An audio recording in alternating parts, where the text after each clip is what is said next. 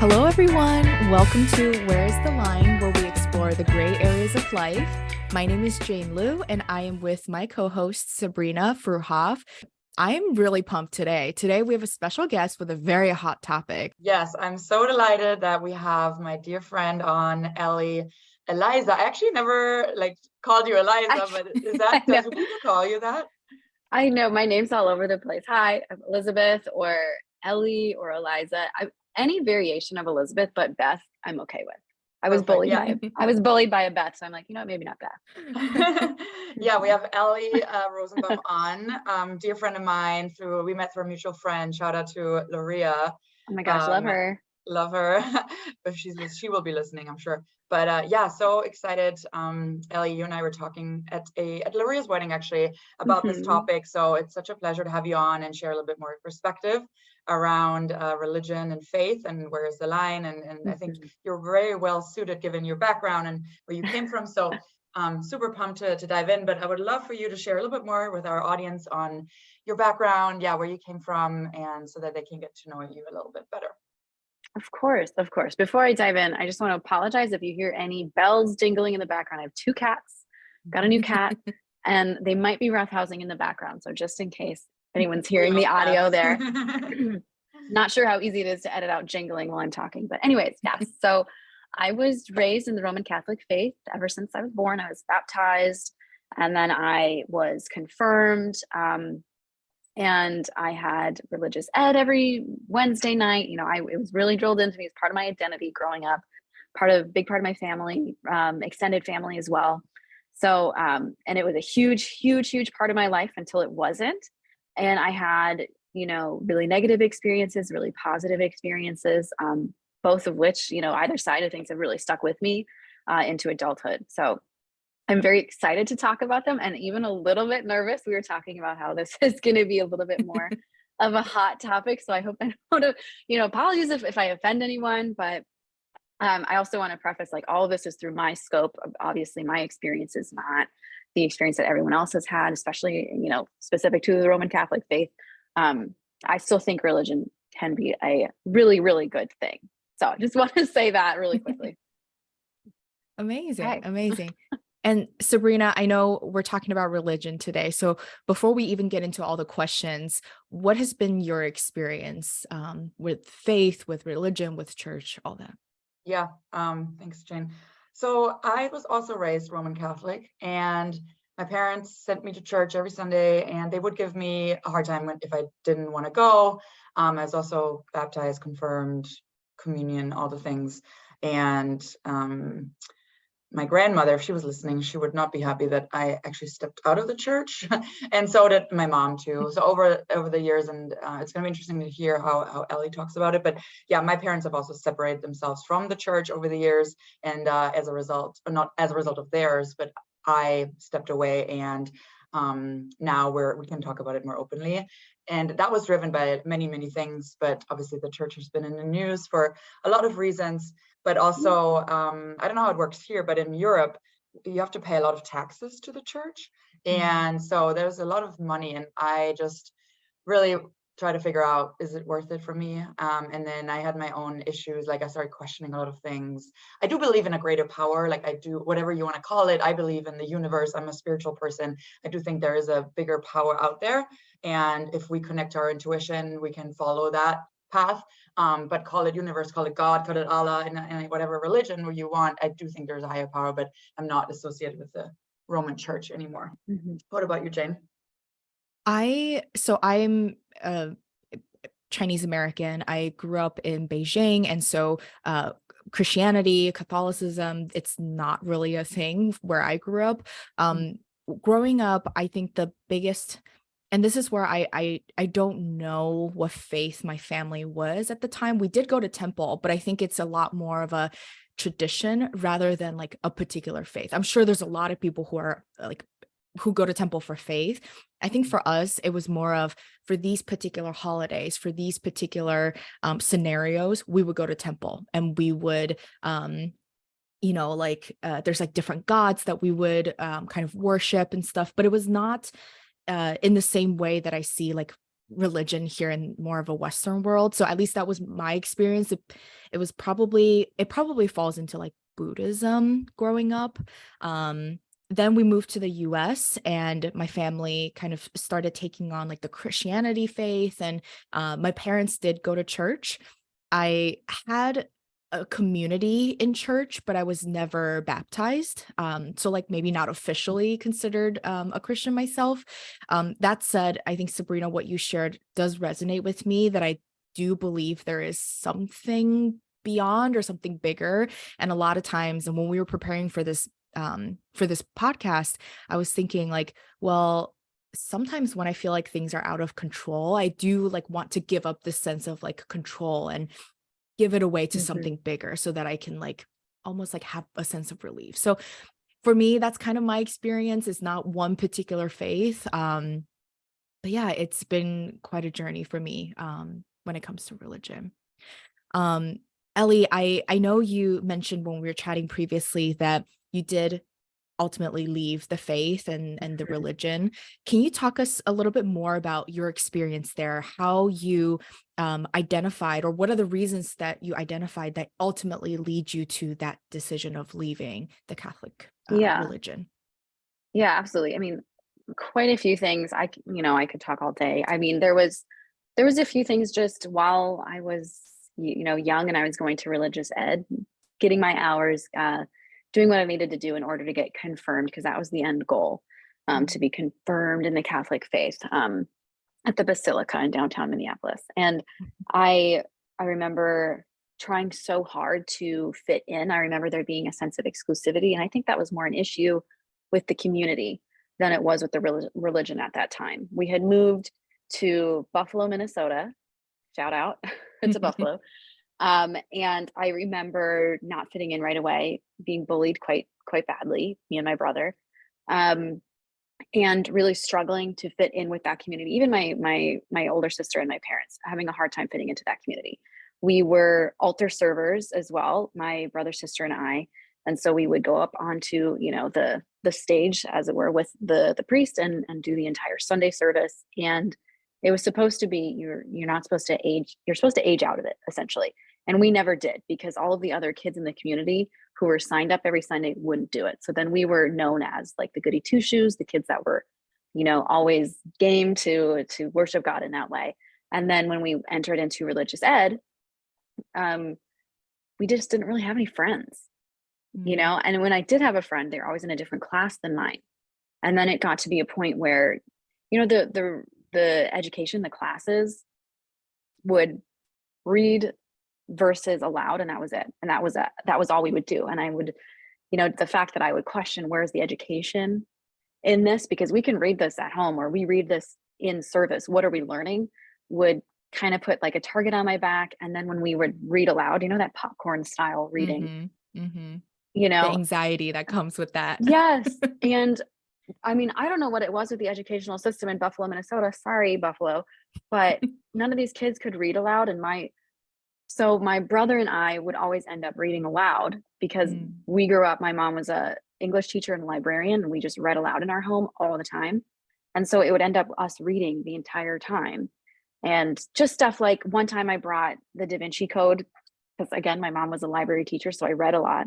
I brought the Da Vinci Code, and the Da Vinci Code has a lot of blasphemous, quote unquote, things, elements in it. And I got prayed over once. Like the entire class put a hand on me and prayed, because they were worried that my eternal soul was going to be led astray. And I was like, I've been reading Bible verses to you guys every Wednesday for months, and you're praying for me. So things like that. And then just being this feeling of exclusivity, like we could never get on the inside, no matter how much we dedicated to the church, no matter how many hours of service that we did, no matter how many readings that we did, how many times I altar served, or how many times my parents helped with the Eucharist and wine and read during service. It just felt like we were always on the outside looking in. I think my dad worked really hard to get on the church board, and even then, it never felt like we were truly accepted, which I think is more an element of an issue with the community than it was for the religion. But when you're young, you think, I'm feeling excluded, I'm feeling bullied, and it is because of this religion that they started to mesh into one for me. put a really Right. sour taste in my mouth. And so when I look back on it, I remember when I look back on religion, I look back and I think I was bullied because of religion. You know, they used it as like a tool to exclude me almost, Right. if that makes sense. So I think my experience, you know, I had really great times in church. I remember very clearly, but you know, when you're young, all you remember really clearly is the bullying or the feeling othered, Right. right? And that's like, to your point, it's not particularly the religion, but that's how it manifested. Like that is the platform or the Yeah. forum where Yeah. it showed, where they were allowed to bully you, and they had a almost like a reason to bully Yeah, someone. they used it as a reason, Yeah. like because you're this, because you're Right. reading blasphemous books, you know, they used it as a reason to other me. And I was like, I thought we were supposed to use this as a reason to include, to love. I thought this was all Mhm. about love, inclusion. Yeah. Yeah, kind of long tangent about my experience. There's a bunch of other stories. I mean, besides being prayed over, you know, or I once told, you know, this one's very anecdotal. I was once asked, I mean, talking about the Da Vinci Code again, the teacher at the time, who was like a young, I think she had just graduated like college or something. She was very young. At the time, though, she seemed like a huge authority figure to me.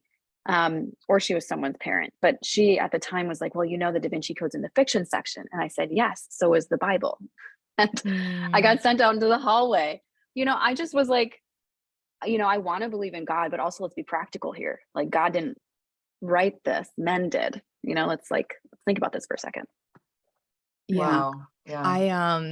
I just have to even add that I've actually had very similar experiences where I think ultimately that's why, like now as a full grown adult, well, I guess I'm still growing, so who knows? Yeah, yeah, we're But all growing. I guess at least as of the current place that I am in, I really wouldn't consider myself religious, and I do not go to the church anymore. I think very similar to your experience, I've had a couple situations where there were just like people were excluding others. People were, Mhm. and it's not always me, but when you see that happening to somebody else, it's kind of hard to digest or process, because to your point, the teachings and the preachings, whatever it may be, it's always about inclusion, caring for others, welcoming others, and going out of your But then way it's to help. used to weaponize against people, Mhm. you know, Yeah. like they say, you know, Bible, like if you sleep with someone before you're married, then you're going to hell. You know, it's just, Yeah. it's like mind your own business. Like, come on, like you're Yeah. supposed to love me first before you judge me, Right. you know? Yeah. And it So doesn't, people don't live up to that. Yeah. so much I feel like is hypocritical in the church, Yeah. Yeah. sadly. But yeah, what you said, Ellie, resonated with me as well in terms of this feeling of exclusivity. Because I remember when I was younger, I was always chasing, and it's interesting, we had another topic recently about sort of seeking external validation. And I saw that from the church so much, like I would be such a good student. Like I really tried to live up to Yeah. my parents and wanted them to be proud of me. And then the priest and like our village priest, like I really wanted to do so well, and I knew all the songs and like all the, and Yes. I never Sang in felt the enough though. choir, all that. Yeah. Yeah, sang in the choir, like I did all of the things, but I never felt like included there either. It was so Mhm. interesting. Um, Yeah. so, but yeah, for your, that's really intense what you went through. So then, okay, so fast forward, then you did decide to Mhm. leave. But in terms of that thought process and the approach, like how did you, because I'm sure your family was maybe not happy, but you tell us, like, how Mhm. do you approach your family with those plans to go against, like leave, Yeah. like their beliefs or leave the church? I think that's such a good question because it's going to look different for anyone. For me, I mean, I had been feeling that disillusionment for quite a long time. I mean, I had been feeling it for quite a while. You know, what are we even doing here? I don't, you know, we're not practicing what we're teaching here, basically. Um, and I no longer feel like this is a good thing in my life. So once I had that shift of this doesn't serve me, this doesn't add value to my life. I don't feel joy. You know, I really had liked singing. So when I was in the choir, I really enjoyed the singing aspect of it. And that was then that turned into something negative. And once I had that shift, I was like, okay, I need to start thinking of how to bring this up to my family. Cause at that time I was going to go to college and I knew I was going to be really busy in college and that I wasn't going to be able to juggle going to church, even though my mom had said that she would really support me to go to church every Sunday while still in college. And there was plenty of churches to go to on campus that I could have chosen from.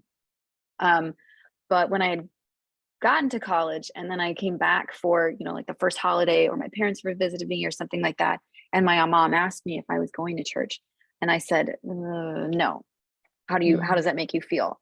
And kind of to test the waters a little bit, because I put it off as like, I've just been so busy with school, trying to be a really good student mom, she was a little disappointed, but I think I went off of her reaction of, she wasn't like wildly upset, where I was like, okay, maybe it would be all right. And then I could open up a little bit more based off of that reaction, saying like, hey, just wanted to let you know, I've been feeling pretty disillusioned about the religious faith right now. I don't think, all the bullying and community aside, the religion itself, I don't think it's adding anything to my life right now. I don't have a hole that I need. Like, nothing's missing in my life right now where that would fill that for me. And so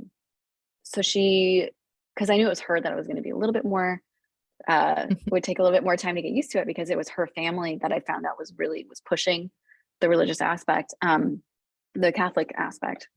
And she ultimately said, you know what, like those feelings that you've been feeling of disillusionment, your father and I have been feeling for a while as well, which was huge to me, because I had no idea. This whole time I thought I was going to be disappointing them, after how much they really drilled it into us and pushed us to be a part of that community, to be a part of that faith. I was really worried I was going to be a huge disappointment to them, that I wasn't going to be continuing to practice my faith. And she said, the things you've been feeling, we've been feeling, which was, oh my gosh, it really freed me in a way. And I don't want to get emotional about it, but it was really freeing to hear that from her. And that those feelings of exclusion and stuff wasn't just a kid feeling those things. It was also an adult experiencing that. And so I got really lucky, I think, because she was feeling those same things and was a little bit more open to me leaving the faith. My dad, not a problem. He was never Roman Catholic to begin with. He was Lutheran and was baptized in order for my mom's family to accept him. So he was baptized in the Roman Catholic faith for her. So he was like, do whatever you want, but he was, of course, wanting to support my mom in that venture. And she was trying to make her family happy, I found out, but never knew that as a kid. Never knew. I thought they were the united front. And it was, to me as a kid, I'm like, this is so important to my parents, so I can't let them down. So yeah. I got incredibly lucky. I know others are not as lucky as me with their parents being like, yeah, that's, I hear your pain. I understand. Do what you have to do. Definitely very lucky that they were with me on that. I think though it still takes a lot of courage on your end, so a lot of bravery. So like kudos to you. But what I think our listeners can take away from that is, we think our parents are so set on certain things, right? And then we don't dare to even have the conversation. So you opening that up, it's like, wow, maybe that will inspire another person to have that difficult conversation with their parents. And maybe it turns out the parents are actually not even that mad about it. That whole time I built it up in my head that this was exactly they wanted, and they wanted it for my future. I think, I try to think back on like, what would I have done if my parents really pushed it, continued to push it? How would I have handled that? And I'm glad that I wouldn't have to deal with that, but I don't know what I would have done if they were like, we're cutting you off emotionally, financially, all of that. What would I have done? Oh my gosh. I think I probably through college, I would have had to like put on a front, because I would still want a connection with my parents during those, years, because college is not easy to go through and you don't have your familial support, and that emotional connection. But gosh, if I'm getting into adulthood and established as an adult, if they had continued to push religion on me, I think I would have had to say like, take me as I am or don't at that point, because it's not, it doesn't add value the way that I would need it to add value. And it's so interesting too, because even as I'm hearing you share your story, it sounds like, particularly for your mom, she was also getting pressure from her family, right? Like a lot of it is this generational pressure or family pressure. So ultimately, if we all did what we truly believed or how we actually felt, like maybe a lot of people would have been out of a religion or they would have left, right? So maybe your parents, I mean, you shared your parents were kind of going through that journey themselves while you were going through this process. Yes. And it's so funny because now that my parents are like not trying to please their family. Yeah. They're now attending Zion Lutheran Church in Buffalo. Different type of Christianity, still Christianity, but the community there is so much more welcoming and kind. And my parents are not necessarily like allowed isn't the right word, but they're welcomed to be a bigger Yeah. part of that community. Whereas they were allowed to be part of the community at our last church. But at Zion, they're welcomed, please, take on more responsibility. You are welcome here, Yeah. we love that you're here. And so I'm so happy for them, because turns out it wasn't the connection to faith or religion that they were really trying to get. It was Right. really the community, and they found that. And I'm so happy for them in that regard. And I'm so glad that they're like, we're done pleasing our parents. You don't have to please us. You no longer have to please us in this regard. So it's very freeing. Yeah. Mm-hmm. And obviously, we are not the only ones kind of in this gray area, right? Like trying to figure out what is best for us and what we are looking for out of whether that be the church or the faith or the religion. What would you recommend to people who are in this gray zone, or someone who's trying to figure it out? How does one reconcile their confirmation, their baptism, whatever the status may be, whatever religion you're in, and whether or not they actually believe in that religion? Because a lot of times, like, that is your identity, right? Like, you have been confirmed, so you are now this. But what if you don't fully believe? Or gosh, Jane, such a good question. Vice versa, someone like me who do believe, like, to some degree, I want to believe, but I never went through the formal process. So how does one, like, I think we're all in a spectrum of that gray zone. What would you say to people in that situation? Gosh, I mean, it's almost like you've been in a relationship for years and years and years. And so at that point, you're like, sunk cost. Do I continue on in this relationship knowing I'm not fulfilled?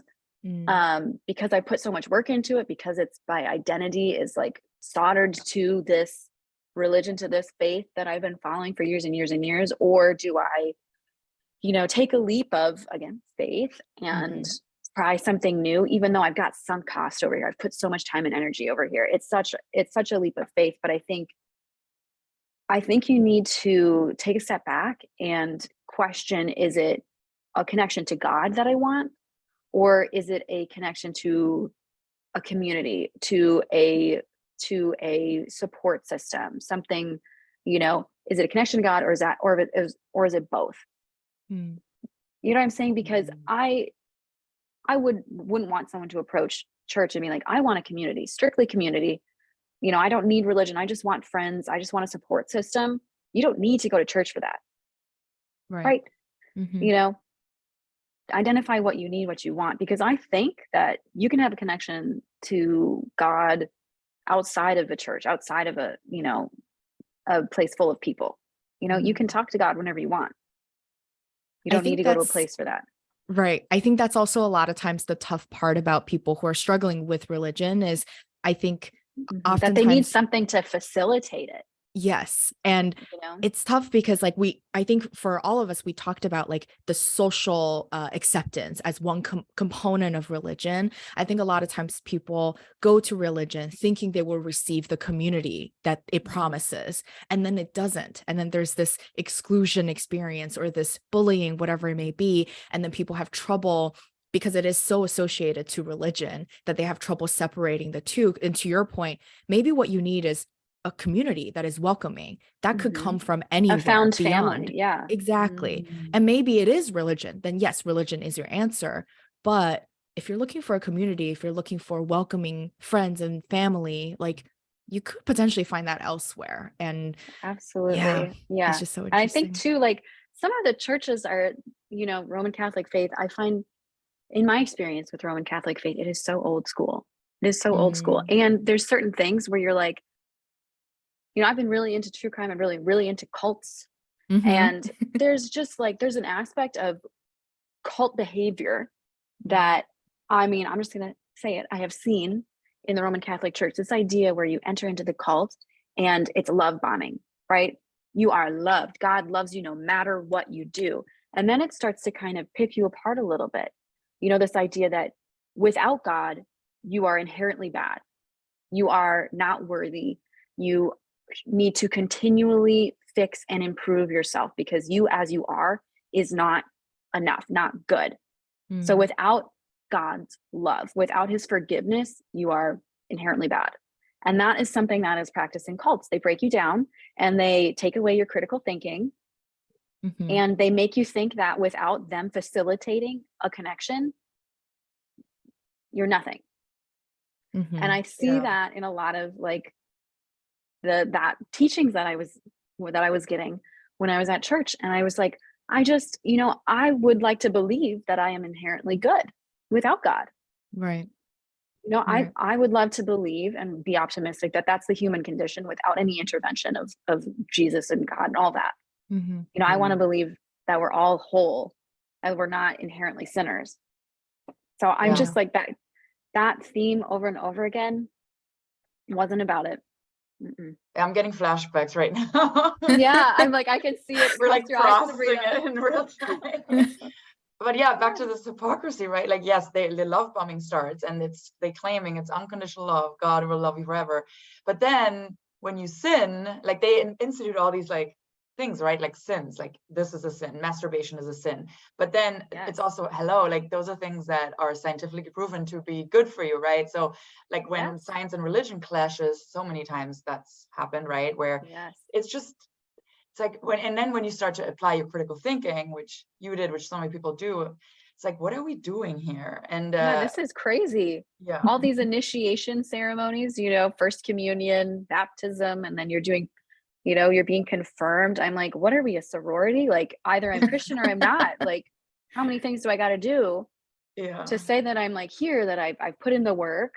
Let me be, Roman Catholic already. Yeah. Totally.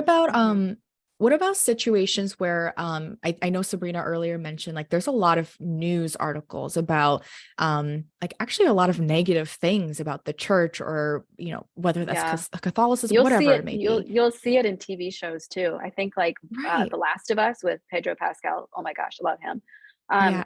There was an episode and you knew immediately that the guy who's being a priest, you knew he was going to be evil. Like you knew he was going to be bad. Right. And how does one like reconcile that? Because I think that's the thing where we keep talking about, and you even mentioned like you are good if you're in the church, you're not good if you're not a part of the church. And like, how does one reconcile this concept of like, I just want to be a good person? And then you also see in the news, you see in TV, you see in everywhere that like there's this negative things happening with church. How does one, especially somebody who might be religious, right, who consider themselves religious, reconcile with some of these negative news, but they themselves still identify with the religion or still just want to be a good person? Yeah, I feel for a lot of people who are in the Roman Catholic faith, because nowadays the conversation around, Catholicism, you cannot get away from those terrible news stories about priests abusing children. Like it's part of the conversation now. You cannot avoid it. And a lot of it is because like they've been abusing their power. They've been using religion as a tool to set them up, so to set up their egos, to let them do as they will and commit these horrible acts. And it's part of the conversation now. Especially like I said, when you turn on TV and you're like, oh, there's a priest. It's probably going to be an evil storyline. My gosh, when I was in college, for a lot of my writing courses, I wrote papers on why women should be allowed to be ordained as priests in the Roman Catholic faith, because right now there can only be male priests. And I remember getting into a massive argument with this, oh my gosh, I don't know if I can swear on this podcast, but he was a massive dickhead in the class, and he was trying to corner me afterwards to argue with me about how women should not be priests. And part of my thesis was, these are these numbers. This is one of the reasons why women should be priests. One was because women don't have the connection that men do, because they don't see themselves in positions of, quote unquote, authority within the Catholic Church, the Roman Catholic Church specifically. And then another one was the abuse, and then I had actual numbers. This has been studied, as we know. This has been proven, as we know, that when male priests abuse, they continue to abuse, or they are allowed to continue, essentially. It's obviously not condoned, but rather than, stopping it and stopping this man from continuing to commit these horrible acts, it's buried. And then he's just moved on to a different parish where he can continue these horrible things. Obviously not all priests, but that was one of my numbers. And it was, oh my gosh, you would have thought that I like dropped the F-bomb in the middle of an entire class because everyone was so offended. And I was like, these are numbers. I'm saying facts. I'm not making this up. I looked all these up at reputable, I wasn't making any of this up. And it was all just because I wanted women to be ordained as priests or be allowed to be ordained as priests. That was it. Right. Oh my gosh. And you can't get away from that conversation. So I was like, I'm just going to take it head on, put it into my paper. And the fact that I brought it up, I was like, whenever I was researching women in the Catholic Church, and I was still pulling in articles about male priests committing these acts. I was like, I was researching something over here and I was still getting articles for this. Yeah. You can't type in Roman Catholic faith without, allegations of abuse and the Roman Catholic Church covering it up. Sorry, I'm going on a tangent, but there's the Vatican, for example, they have one missing persons case, Emanuela Orlandi, and one of the main theories of her disappearance was that a priest committed an act against her and that the church covered it up. That was one of the main theories. And it's not far-fetched anymore because we know that they have been proven to bury this stuff. So then how, as a Roman Catholic individual, like you're ordained, you love your faith, you love your community. And when you want to talk about how much this faith means to you, how much it brings you peace, how much is a part of your identity and your faith, and then you talk about it with someone and you can't avoid the topic of this abuse of the church, continuing the abuse by essentially avoiding it and burying it. It's, I feel for those tough. who are still in the church and all they want to do is talk about how much they love their church and you can't get away from it. Yeah, I do feel for those people too, because obviously it's so sickening, but then it makes me a little bummed for those people that do want to attend and still be part of it, right? But yeah, how do you balance that? It's really tough. So a big portion of religion and faith, and Ellie, we talked about this earlier, is like around identity, right? So can you share a little bit more with the audience on sort of how did you make sure that you're not losing your identity, or how did you rediscover your identity? And how do you sort of draw the line of, I can still, for people that may still want to be part of the whatever faith church, but not losing yourself in that? I think for me, when I was trying to figure out, who am I going to be if I don't continue to go to church, if I don't continue to pray, if I don't continue to do all of this stuff, to read the Bible, et cetera, what am I going to be after that? It was really hard because my whole life had been about that for so long. And I think part of it was trusting that inner voice, that inner gut reaction. And I think for anyone who is experiencing that disillusionment or, that little prickly feeling where you're like, I just don't know if this is bringing me peace the way that I need it to, trust that, because we have gut reactions, we have gut feelings for a reason. If you're feeling a disillusionment, or a sense of prickliness or something like that, trust in yourself, listen to that voice, because that's your critical thinking. Trust yourself in that, listen to it a little bit, and then decide, am I going to be okay without this? If I say goodbye to the faith, am I going to be okay that I'm saying goodbye to the faith, or am I going to be okay that I'm saying goodbye to the community? And just know that you can have those things outside of that institution that you are a part of. Again, we've already established you can have community outside of the church. You can have faith outside of the church. I think we have such an emphasis on the fact that we need something to facilitate that connection. You do not need an institution to facilitate that. And I think that's the hardest hump to come over for me, essentially, too. It was like, how do I find that inner peace again? Well, for me, it was reading, it was working out, it was, because it was my connection to God, which, if I feel like I need to talk to someone in that way, if I need to feel like I need to pass the control on to something bigger than myself, I can do that outside of the church. I don't need to be in a pew. I don't need to be, near an altar to do that. And I think this idea that you need that connection to happen in an institution is just outdated. You don't need it. So identity wise, like, you're still going to be you. You are you no matter what. You don't need that connection in order to fulfill yourself. I mean, if you feel like you need a community for that, it doesn't need to be the church. Your identity, I think it's scary. Take the jump and believe in yourself that you're going to catch yourself. Such a good point.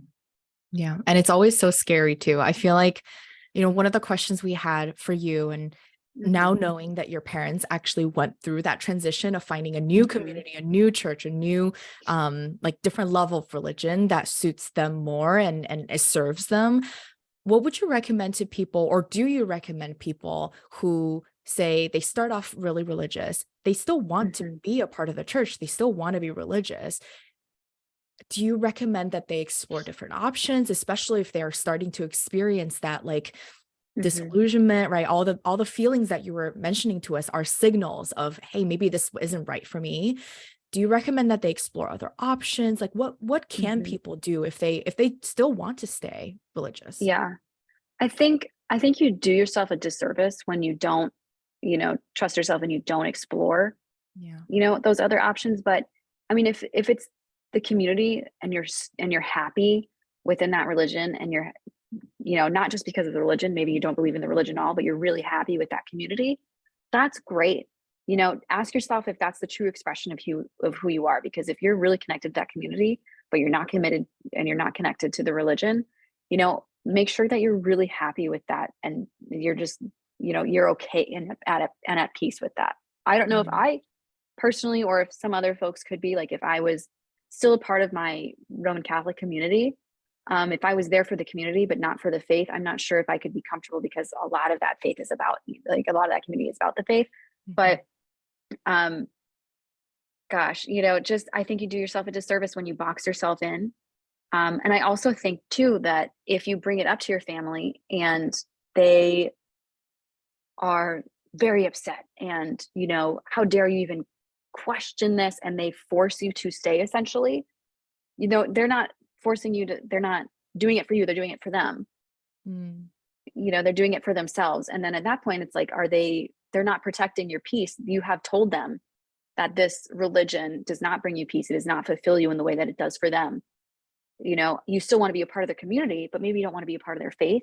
And if they're forcing you to stay, that's not good. They're not serving you. And is that a relationship that you need to maintain? And if it's better for your soul, you might need to walk away for a little bit until they can accept the fact that you still love them. You still want to be a part of, their support system, but not a part of their religion. And again, ultimately, I've said it before, like, just trust your inner voice and do what's best for you. Do what's going to make yourself happy, because you're not, this idea that you're not damning yourself to hell or anything like that by walking away, because you can still have that connection to God, on your own. You don't need someone to facilitate that for you. Yeah. This is a really good takeaway, because I think, again, so many people might be scared and they might think life is over. What do I even do when I leave this? But to your point, like, the community doesn't have to go away, or you can still find faith within you. And the facilitation, even though the facilitation might be, I think that's another indicator of a cult too. If they cut you off completely because you no longer believe in the faith that they believe, is that really a religion you want to be a part of? If they're going to ostracize you because you have critical thinking, because you're saying, that sounds a little far-fetched, like, maybe we should, like, circle back on that and make sure that that's actually true, and if they're saying, how dare you, or if, like, how dare you not believe in our faith, well, all of us can no longer talk to you. What the heck? That's not a community to me. Yeah, I was gonna say too, like, going back to the cult comment, like, a lot of times with religion, especially really intense religion, because I don't think I've personally experienced the, like, maybe the culty feeling, because I've always been very lucky and have had good community through that. But I've seen and heard stories, and it's always fear. It's instill a fear-based. fear. And that to me, that is just so sad. Like, why does it have to be fear that locks people in, or whether that be locking them into the religion or making them think that they're sinners or they're not going to go to heaven? Like, there's just these concepts, Yeah. but it's all It's based in almost fear. forced community. Yeah. It's It like is. they're locking you into it by saying, we're going to take away your support system and almost Yeah. essentially this love if you don't believe the exact same things that we believe. And at that point, then, is that found faith? Is that a faith that they believe? Or, because you think of like these really, really religious parents, their children have no chance but to believe in in the religion that their parents believe. They have no opportunity to explore or to find a faith that fulfills them in the way that fulfills them, because their parents, and at that point, is it their religion, or is it their parents' religion? Right. Yeah. Passed down. Because I think faith, if you're going to experience faith, has to be personal, has to be your faith. And if your faith is your parents' faith, that's not your faith. Right. I think so much of what's happening is like power and control, right? Yeah. Like power and control. And I mean, this doesn't just happen in the Roman Catholic Church and so many other religions, but also even government, right? Like a very popular technique is like fear mongering. So, right, in order to get a group together to rally about something, it's like instilling fear in people that they then rally around a certain religion or whatever it is. But let's pivot on the other side. What are some of the benefits of religion that let's be positive. Well, because I want to caveat this, because I think when we think of religion, we think of the really intense and extreme versions. And that's what, like, a lot of the story we talk about, or even the bullying, like, that is one component of it. That said, like, even when we opened up, all of us have shared that there is a sense of community. There's something that did benefit us at some point. Yeah. And I think we talk about stuff on the news, like, that is one case. It probably happens beyond, but there are a handful of cases. But the majority of people probably get a sense of something, some sort of benefit through that religion. So we want to be like as fair to the topic as possible. Absolutely. Of like, there are actually a lot of benefits to religion. So I would say, my parents, now that they're part of the Lutheran Church, that is a religion. They're part of the Zion Lutheran Church in Buffalo. They are so happy there. And whenever I visit them, and I have attended that church before, I have felt everything that I wanted to feel when I was at my Roman Catholic church. I going in college, when I was in college, I couldn't go to that church every Sunday. So I wasn't like, an avid goer, but I felt like welcomed every time I was there. They would have me, come sing in the choir. And I hadn't gone to any of the practices or anything like that. I was invited to do like a bell choir with them. And I'm like, I've never played bells. Like, they wanted me to be a part of it. And I was always welcome to come and go as I pleased. And I was always welcome to contribute. Like, that is community. That is a beautiful faith there. I mean, it's everything that you would want in a church. And I'm so lucky that my parents have that connection now. I think in that regard, like, you can get it right. It's a beautiful thing they have going on there. They do beautiful events like Easter. I mean, my mom does all sorts of baking for them. It's just a great community. And when you go there and they actually talk about God and they talk about scripture, I'm actually moved by it. It's a beautiful thing. I think it can be really wonderful and can be really great. So I don't want to rail on it or anything like that. But when it seems that when religion, once it's gotten wrong, it's gotten like really wrong. And it seems like there's some extremes, but I know that once you get it right, you can really, really get it right. Sabrina, what about you? I know we talked about like, and actually, Ellie, even for you, your dad joined the Catholic Church to be able to get married and, to be accepted. Like, there are things like the church where you can get married. And Sabrina, I know you have expressed that you would like to get married in the church. Sabrina, what about you? Like, is there any like other benefits within community? Future husband of Sabrina. Oh shoot! So you know. What did I say? No, that is true. I mean, I'm still TBD on it, but I had this fairy tale idea of like, a nice church, and I do love churches. Like, when I'm in Europe, and I know Ellie, you did this Italy trip last year. Like, I love going to Italy.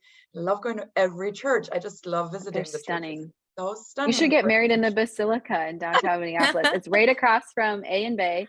the bridal That's shop where I used to right. work. Yeah. And I would work every Saturday when I would be selling dresses, and the bells would go off, and then we would all turn out the front window, and then this beautiful bride and groom would come down the front steps. And I was like, Aw. that could be you, cha-ching, am I going to sell this dress? I mean, it was beautiful. And that was the church where I got confirmed. Sabrina, I see that for Oh, you. that's a beautiful Do it visual. there. It's Yeah, so okay, stunning in I'll there. do it there.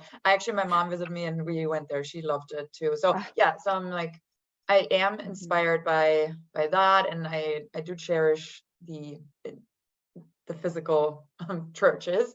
I also I love the community. I do love the community aspect of it when it's not in a sort of forced aspect, right? Yeah. Like I Mhm. love coming together. And then there's like small rituals. Like I do like to go up there and get, what is it called? Yeah. The body of Christ. Yeah. The Yeah, the Eucharist. body of Christ. I Mhm. only know the German word. So yeah, it's like little things like that. And so again, there's a few benefits, but mostly there's just like the church, the physical aspect, I guess, Hmm. itself. Yeah. I think there's something to be said about how beautiful some of those churches are, especially in Italy. I mean, just the mm, way that it facilitated so much art, creation of art, and it was all in the adoration and love of God. I mean, some of the works are just, I mean, they take your breath away. I Mhm. mean, that those people who the artists felt something bigger than themselves. yeah, So yeah. incredible to see. Yeah. Mm. I feel like for me, I I mentioned like I was never baptized, so I can't claim that I am of a particular faith, but I do think there is some sort of like emotional release, at least for my personal Hmm. experience. A lot of times I struggle with anxiety because I need a sense of control in my life and it's Yes. something I'm working on. But a lot of times like it can feel really overwhelming and really daunting to be dealing with all the different parts of life. And sometimes I find that by letting that control go towards something bigger, like it gives me a Hmm. sense of peace. And Mhm. I think there's like that to me is one of the biggest benefits of being a religion is when things are out of your control, when you have family members who might be ill, when you have like difficult things happening in your life, Yeah, kind of having this that handing it anxiety over over. to something bigger than you, and you're like, okay, Yeah. you're gonna help me through this. You're gonna love me through this kind of thing. Right. It's actually this warming feeling, this feeling of like someone will care for me, someone will take care of me, someone will, like it will work out. And that Yeah, feeling, I sometimes cannot find that through something else. I find that it works best for me through this feeling of like religion. And so I think for me, when we think yeah, about benefits, like we talked about community, we talk about the physical like component of the church and the beauty of that. Like for me, it's this emotional dependency or this yeah. emotional release. It just That it that serves really me. reminds me of when I walked on the beach, and I was walking with God, and then you look back and you only see one set of footsteps, and you turn to him and you say like, I only see my footsteps. Like you clearly weren't with me during the hardest parts of my life. And then, you know, then him saying back to you, well, that's when I carried you. That's a beautiful concept, that you're not Mm, alone, that you don't have to shoulder all of this hardship burden. by yourself. I think that, that brings tears to my eyes. I think that's a beautiful, beautiful concept. And I think that's very comforting. So that idea that you can, kind of put all of your worries at like someone else's feet for a time, or that they're going to carry you through some of it. Beautiful. I think that's one of the reasons why my father was so gung ho about, supporting my mother in this when he was baptized for her so that her family would accept him. I think when he was a Lutheran, I think he didn't go to church as often with his family. And so he very much that experience that you said, Jane, about, he was really troubled. He had kind of a tough upbringing and he was very troubled. And so when he found religion with my mom, found Roman Catholic, Catholicism with my mom, a lot of that, you know, being able to take those anxieties and kind of place them at the feet of God and just say like, I'm I'm anxious, I'm stressed, I just want to be a good man, and having some of that burden taken off of his shoulders was priceless. Sorry, one more to that, because Yeah. I just got goosebumps, but also I feel a little bit hypocritical myself right now, because when my dad passed away, I would want to go to the church that he attended all the time. And the funeral was also happening there. And I could not have done this without that church, without the process of the funeral. And that was all organized by the Roman Catholic Church, right? So I do want to pay tribute to where it's due. And that was the most incredible way to honor my dad, because that's what he would have wanted. And I felt very safe in that church. Like I felt very connected, and that was the best way to send him off, basically. So yeah, I needed to add that. Yeah. Beautiful. Ellie, one of the questions we had for you, and you started talking to this, is your parents were of different faith. Obviously that happens a lot in even our modern world. If anything, maybe more in our modern world. What would you recommend to people, and what is your personal experience with that? And what would you recommend to couples who may be of different faith? Yeah. Well, I will say, first and foremost, I think it's less of a, well, so my dad obviously converted to Roman Catholicism for my mom. And then even on my husband's side, you know, his mom was not Jewish, but his father was. And his bubby, his grandma, was, you know, not necessarily super pleased that, you know, my mother-in-law was not Jewish. So there was like prejudices that were against these individuals marrying into the family, that, like, you know, these are good people, but it was just the fact that they practiced a different faith that was wild to older generations. I think as we, you know, in newer generations, I don't think it's necessarily as big a deal. I mean, speaking from my experience, obviously, you know, there's other religions that are really wackadoodle about it, but I think if you're marrying into a family and they have these expectations for the faith, you know, ask yourself, you know, is it worth drawing a line in the sand over, you know,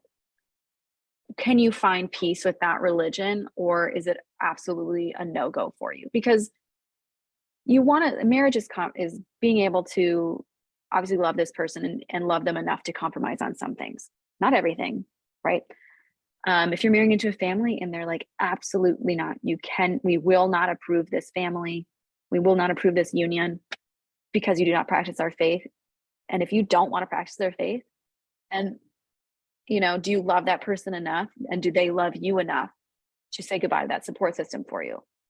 I think it's a really hard conversation to have, because if you're marrying into a family and your partner says that, yeah, you know, I choose you above, you know, all of my support system over here, and then it turns out that they didn't actually choose you, they chose their support system, you know, it's a bait and switch almost. You want to be really, really careful, have lots of conversations. I would even consider getting, you know, a marriage therapist involved to talk you through this, to navigate this, because it can be really, really complicated. Thankfully for my family, my dad was like, yeah, I love my fiance enough that I can learn to love this religion, or I'm happy to love this religion. Once you get religion and community and all that, I think it heightens emotions, and then you're no longer hearing, you're only trying to speak, you're only trying to be heard, and you lose your capacity to listen, almost, when emotions are heightened in that way. That's what I mean. Again, that is from my lens of things. I think it's case by case too, which makes it really difficult. It really is. And I think ultimately, like for me, and again, I can only speak for myself, and hopefully this is helpful for our audience to hear how like different partnerships have worked it out or figured it out. Like for me, I am not very religious. My husband grew up in a religious household, but we don't like go to the church or anything at all right now. It's not a part of our lifestyle. But when we, you know, got together, and especially now having seen other family members go through baptism for their children, it prompted a conversation. And I think it goes back to, Ellie, even what you're saying of having these conversations, having them regularly, so it doesn't turn into this like huge blow up of a, you know, fight. Because it is a hot topic and people have strong opinions on this. So it's hard. You have to have conversation. You have to be as logical as you can and try to take emotions out of it. And if you need, if keep your it turns capacity into, to listen. right. And if it turns into a fight, you need to bring in a third party or somebody who's not invested in the situation to help facilitate, because it's tough. And we have to have multiple conversations about, do we want to do this for our kids? Is that determining something for that, right? Like all the things we just talked about. What does it mean for the future? I think too, like Jane, like you and I being married, we don't have to put ourselves in the shoes of like the dating scene, you know? So like for someone like Sabrina, when you're, you know, when you have to create a dating profile and stuff like that, that's something that you have to consider in future partners. Like, are they going to be crazy daisy religious? And then I'm going to have to like convert to this crazy religion because I love this person so much. Like, oh my gosh, just thinking about having to, you know, navigate that. I feel for, you know, people Stressful. who, oh my gosh, I know, I'm like, it's making me sweat thinking about it, because what if you meet the perfect guy and it turns out that he's like some like high deacon or something, you know, like it's obviously deacons can't marry, but like, geez. It's something. I mean, everyone has their own challenges, right? Married or not, but in the dating world, it is interesting. I try to pay attention on the profile. If it's blatantly obvious, I swipe left. I mean, if it's very extreme, I'm just not even gonna, that person can be as attractive as, but like, it's not gonna work, right? So anything like extreme. I think when like the dating profile says like, because one of my other friends, like I'll scroll on her Hinge with her, she'll have like dating profiles and they are so religious, and it's almost like a turnoff, because she's like, you know, when it's that big a part of their life, like how can I even match that? How can I even be included into that? And it almost like feels, she has said that she almost feels like she would need to be competing, you know, with his faith almost. Like, how is she going to fit into his life? Whereas if she's not religious, it's not about how he's going to fit into her life. But if he is very religious, it's about how she's going to fit into his life, or to her life, you know. Oh, wow, Ellie, thank you. Thank you guys. I feel this was such a great conversation. Thank you for being so open. I feel this was so informative. This was inspiring. I hope our audience took away some things, especially when you're in that question mark, right? Should I leave a religion? We're not telling anyone what to do. Just as a reminder, once again, this is the perspective of the three of us here. There's no right or wrong, but it should hopefully give you guys some thought, some food for thought, right? On what to do, and that you're going to be you're not alone. You're going to be alone. Okay. You're not alone, and ultimately just choose what's going to bring you the most happiness, what's going to bring you the most peace. Love it. So before we go, let you go and go, let our audience know any projects that you're working on or where they can find you. Oh gosh, what am I working on? Well, not working on anything right now. I'm actually working on a move coming up shortly. But if you want to follow me on Instagram, I just post current events, or I post like pies that I've baked and stuff. Eventually I'm going to have a jewelry line, but that's further down the road. But if you want to follow me on Instagram, it's Eliza_Rose94. And I have had the pleasure of getting a glimpse into your jewelry. So you're so sweet. Well, you're the best model for them. So yes, do it. Jane, if we ever meet in person, I'll hook you up. Yay! It's super cute. Great. Well, thank you, everyone. I would love to hear from you around religion or faith or whatever else it may be. If you have any other topic ideas, you can always email us at whereisthelinepod@gmail.com. And the best way to support us is to subscribe wherever you listen to us on Apple, Spotify, and